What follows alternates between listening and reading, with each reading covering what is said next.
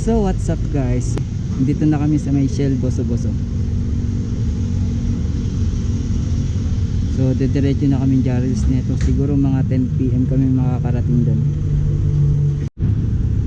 So 94 km puntang Jarils. So hinihintay pa namin si Harold. Ayan si Harold. So ride out na namin. So time check 7:34 yung ride out namin dito. So ilang oras yung biyahe namin? 2 kalahati. It's 94 km. Ha?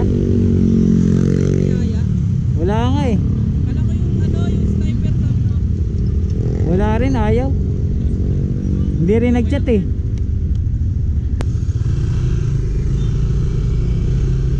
Yan si Harold.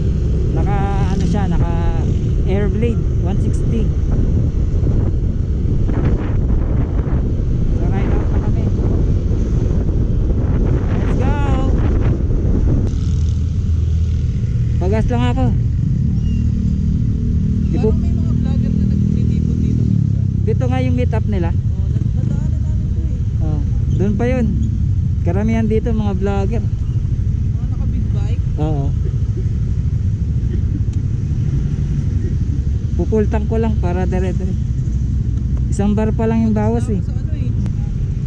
Ikaw na mauna mamaya. Ikaw na. Madilim na dun banda eh. Palitan na lang. Ah, sige.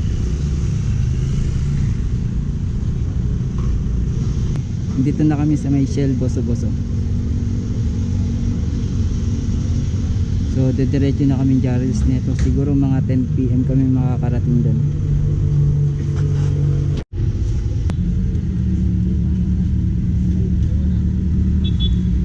So yun guys, pa-ride out na kami dito sa may Shell Boso-Boso.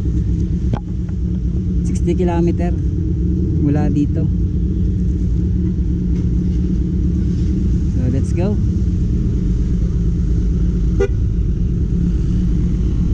So dalawa lang kami ni Harold. Naka Airblade 160. So 60 kilometers yan papuntang Jarils. Saka ang oras natin 8:36. So let's go.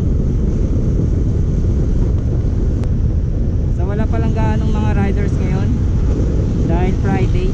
Baka bukas pa sila ipabiyahe. So sana marami tayo pasabay paakyat ng Jarils.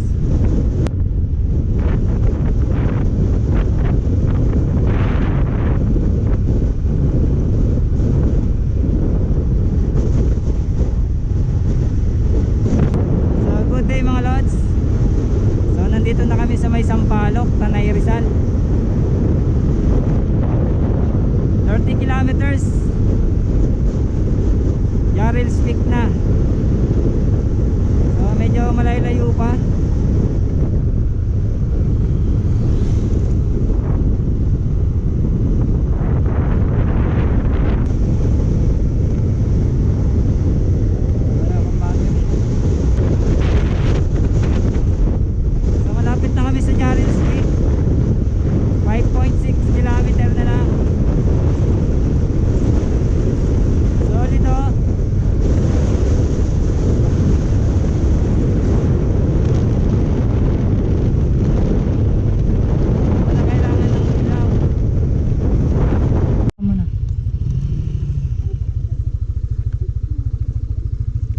So what's up guys, so nandito na kami sa may Jarils Peak.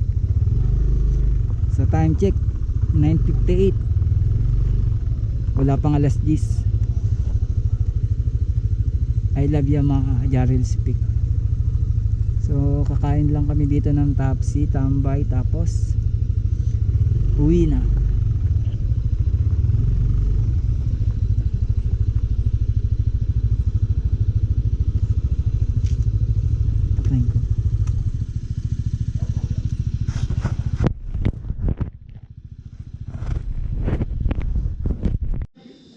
Ba't dinidetect na lang namin pag may tao dito. Nag 17 na yun. May mga nilalam eh. Ito, hindi kami maagat. Kanina. Ilang percent lang ito eh.